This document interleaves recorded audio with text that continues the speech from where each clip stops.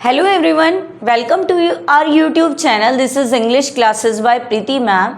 तो आज हम आपके लिए लेके आए हैं practice set of figure of speech. Figure of speech का हम प्रैक्टिस सेट करेंगे क्योंकि हम डिटेल से सभी video most of the poetic device जो इम्पोर्टेंट पोइटिक डिवाइस है वो अपनी क्लासेस में कर चुके हैं।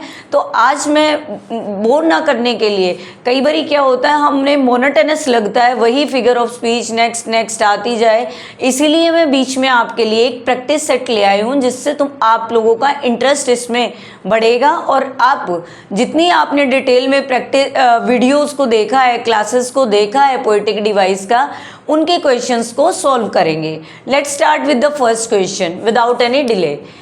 First question is her smile was as bright as the sun. अब we have seen the word as और एज, और there is comparison between two things. दो थिंग्स के बीच में कंपैरिजन है यूजिंग विद एज वर्ड को यूज करके हमने यहाँ क्या देखा है, कंपैरिजन देखा है कि स्माइल का जो कंपैरिजन है, उसकी स्माइल का कंपैरिजन सन की ब्राइटनेस के साथ किया गया है। It means it is the example of simile. Simile जो होता है पोइटिक डिवाइस, उसमें क्या होता है एज और लाइक को लेके हम क्या करते हैं, दो चीज़ों में कंपैरिजन करते हैं। Then B option is right. First option metaphor, second simile, third hyperbole और फोर्थ पर्सोनिफिकेशन, और the answer is simile. Come to the next question. The wind whispered through the trees. The wind whispered through the trees. अब wind whispered wind क्या है, non human है, and it is compared with the human qualities. Human qualities wind को बोला गया है, तो वो विंड विस्पर करती है ट्रीज़ के अंदर से। विस्पर्ड मीन्स होता है स्पीक स्लोली। क्या विंड बोलती है? नहीं बोलती ना, लेकिन यहाँ पे विंड को ह्यूमन क्वालिटीज़ दे दी गई हैं। तो जहाँ हमने बात की थी किसी नॉन लिविंग ऑब्जेक्ट को हम क्या बना दें, लिविंग बना दें, तो हमारा कौन सा पोएटिक डिवाइस होता है, personification. Let's see the options.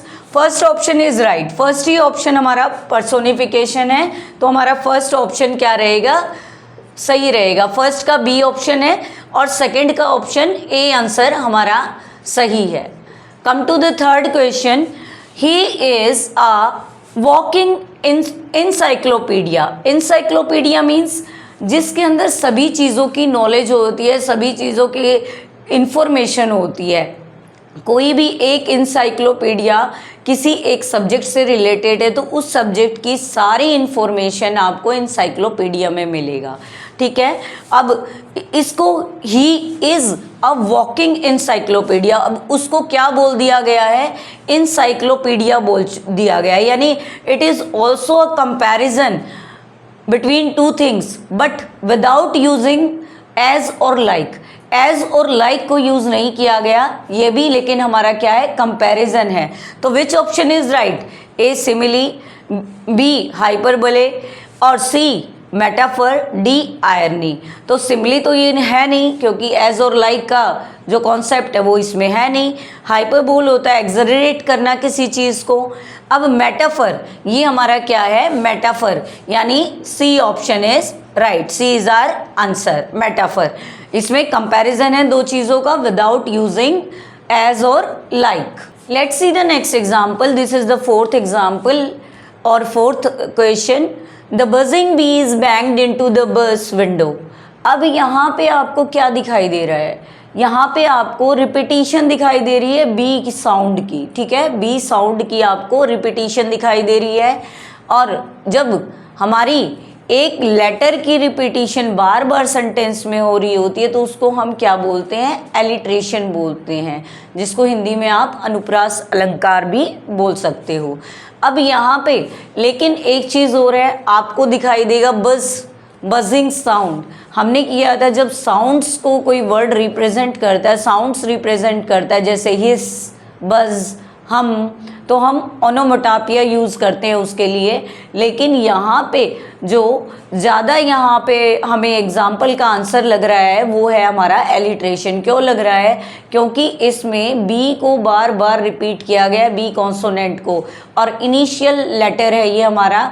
Initial letter जब रिपीट होता है, स्टार्टिंग लेटर जब रिपीट होता है तो वो हमारा क्या होता है? एलिट्रेशन होता है। जैसे इसमें देखते हैं बजिंग में बी में बी, बैंक में बी, देन बस में बी, कितनी जगह हमारा बी रिपीट हुआ है। तो अब ये हमारा किसका एग्जाम्पल होगा? एलिट्रेशन का। इसका आंसर रहेगा आपका A answer is right answer. Come to the next question. I have told you a million times not to do this, कि मैंने आपको मिलियन टाइम बताया ऐसा मत करो। Is it possible to tell someone million time? क्या ये possible है कि हम किसी को मिलियन टाइम बता दें? इससे क्या शो हो रहा है? किसी चीज़ को एक्सलरेट करना, किसी चीज़ को बढ़ा चढ़ा के बोलना, किसी पॉइंट पे स्ट्रेस करने के लिए when we accelerate the word और sentence then it's called hyperbole. Hyperbole इसको बोलते हैं हम, जब सेंटेंस को एक्सलरेट कर दिया जाए, किसी पॉइंट को एक्सलरेट कर दिया जाए। तो यहाँ पे हमारा जो ऑप्शन रहेगा मेटाफर बिल्कुल भी नहीं होगा, कोई कंपैरिजन नहीं है, आयरनी भी नहीं है, कोई कॉन्ट्राडिक्टरी जो स्टेटमेंट ऐसा नहीं है इसमें। हाइपरबोल इसका राइट आंसर रहेगा, तो C option is right, C is the answer. Next देखते हैं sixth question. Time is a thief, कि समय चोर है। Is it possible? लेकिन क्या है, एक नॉन लिविंग थिंग को ह्यूमन क्वालिटीज दे दी गई, ठीक है। नॉन लिविंग थिंग को या फिर नॉन लिविंग ऑब्जेक्ट को क्या दे दिया गया है? ह्यूमन क्वालिटीज दे दी गई हैं। तो क्या होता है हमारा पर्सोनिफिकेशन, जिसको हिंदी में मानवीयकरण अलंकार कहते हैं। जब किसी नॉन लिविंग थिंग को या किसी चीज़ को हम क्या कर दे, ह्यूमन की तरह ट्रीट करें, दैट्स कॉल्ड पर्सोनिफिकेशन। तो answer is A is the right answer, personification. अभी तक जिसने हमारी डिटेल वीडियो नहीं देखी है फिगर ऑफ स्पीच की, वो हमारे प्लेलिस्ट में विजिट करके और फिगर ऑफ स्पीच को देख सकते हैं, ताकि हमारे जो एग्जाम्पल्स या क्वेश्चन हम सॉल्व कर रहे हैं उनको अच्छे से समझ आए, जल्दी जल्दी वो इनके आंसर्स दे सके। आप साथ साथ कमेंट सेक्शन में भी आंसर इसके दे सकते हैं। अपना नेक्स्ट एग्जाम्पल देखते हैं, नेक्स्ट क्वेश्चन देखते हैं। आपको आई थिंक इंटरेस्ट आ रहा होगा क्वेश्चंस में, क्योंकि आपने अगर पढ़ रखा है, हमारी क्लासेस देख रखी हैं, तो आप इजीली इनको सॉल्व कर पा रहे होगे। अगर नहीं भी रखी है तो भी इंटरेस्ट आएगा, क्योंकि आप सॉल्यूशन के साथ साथ इनको समझ पाएंगे। जैसे ही मैं समझा रही हूँ साथ में क्वेश्चन को बता भी रही हूँ कि ऐसा क्यों है, ठीक है। Let's see, for seventh example is like a thunderbolt he falls, कि वो थंडरबोल्ट की तरह गिरा, के जैसा गिरा, ठीक है। अब यहाँ पे आपको फर्स्ट वर्ड से ही पता चल जाएगा ये कौन सा पोएटिक डिवाइस है, लाइक वर्ड। अभी मैंने बताया था एज और like word is use for comparison between two things. दो थिंग्स के बीच में कंपैरिजन के लिए यूज किया जाता है एज और like word. Then the poetic device is simile is used, इसको सिमली बोलेंगे, एज और लाइक वर्ड को कंपैरिजन के लिए यूज किया गया है, ठीक है। अब यहाँ पे क्या है, first option is right, Simli इसका फर्स्ट ऑप्शन राइट रहेगा, फर्स्ट ए आंसर रहेगा हमारा सेवेंथ क्वेश्चन का। Let's see the next question. Life is a journey, travel it well. बहुत ही अच्छी लाइन है कि लाइफ क्या है, जर्नी है, और उसमें अच्छे से ट्रेवल करो। कई तो लोग अपनी ज़िंदगी को ऐसे ही खो देते हैं, लेकिन कोई अपना अच्छा काम करते हैं और अपनी ज़िंदगी को बहुत अच्छे से, अपनी लाइफ को बहुत अच्छे से बिताते हैं।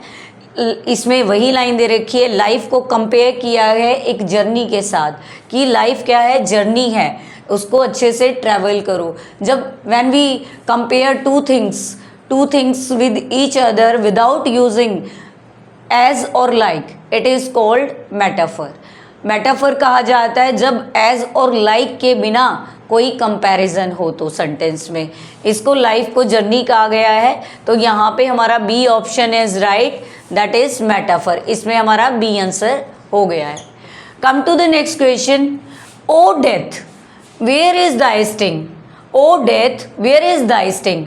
अब यहाँ पे डेथ को एड्रेस किया गया है, डेथ को एड्रेस किया गया है, और दैट इज एब्सेंट और एब्स्ट्रैक्ट, वो वहाँ पे प्रेजेंट नहीं है डेथ, ठीक है, एब्सेंट है और हमारे सामने नहीं है, एब्स्ट्रैक्ट है, तो डेथ को क्या किया गया है, एड्रेस किया गया है।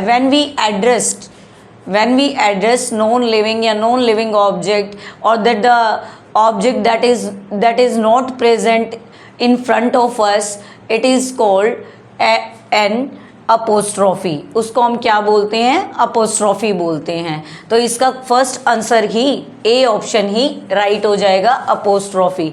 जब किसी को हम एड्रेस करते हैं, नॉन लिविंग थिंग को, सी को एड्रेस कर दिया हमने, डेथ को एड्रेस कर दिया, नेचुरल ऑब्जेक्ट्स को एड्रेस कर दिया, तो वो जो कि हमारे सामने कई बार क्या होता है, ऐसी चीज़ को एड्रेस कर दिया जो हमारे सामने प्रेजेंट ना हो, एब्सेंट हो, या फिर कोई एब्स्ट्रैक्ट आइडिया हो, तो उसके लिए हम अपोस्ट्रॉफी यूज़ करते हैं।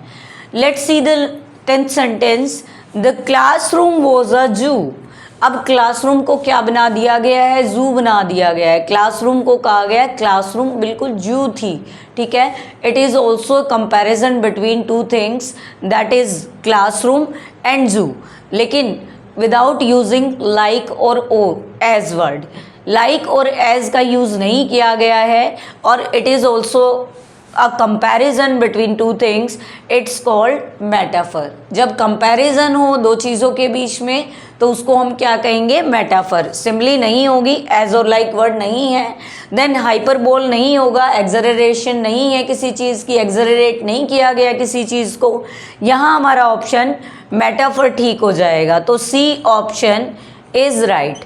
And the previous question answer is A हमारा आंसर रहेगा, apostrophe. I have mentioned the answer at the end of the sentence, all questions.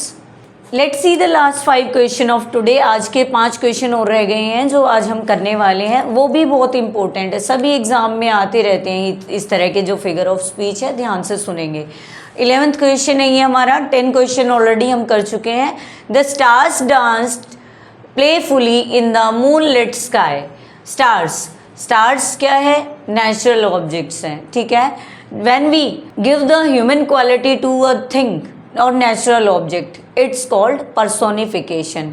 Stars are the performing action of dance like human, it's human quality, ठीक है ना, human की तरह dance perform कर रहे हैं, तो फिर क्या होता है, हमारा कौन सा पोएटिक डिवाइस होता है, when we the object is acting like a human being, it's called personification. मानवीयकरण अलंकार इसको बोलते हैं हिंदी में।